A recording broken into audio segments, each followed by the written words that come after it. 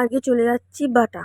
কার সাথে যাচ্ছি? মামার সাথে। মামা নিয়ে যাচ্ছে বাটায় ঘুরু করতে, কেনাকাটি করতে। তা মাও যাচ্ছে আর একটা পুচকি, ওকে তো চেনো, পুচকিও যাচ্ছে। তা বাটায় পৌঁছে গেছি। মানে বৃষ্টি সারাদিনই, সেদিন বৃষ্টি হয়েছিল আজকে। তা ওকে বলছি, "চ তুই কোন দিকে যাবি?" ও দেখছি ঠিক যাচ্ছে কোথায় যাওয়া। তা আমরা ওপরে উঠেছিলাম। এটা একদম লাস্টের দিকে চলে গেছিলাম বলে আমরা জিন্সের কাউন্টারে উঠে গিয়েছিলাম। তো তারপর আমরা জামার দোকানে গেলাম। কুর্তিগুলো দেখছিলাম, বেশ পছন্দ হয়নি। তারপরে শেষ এই কুর্তিটা পছন্দ হয়েছে।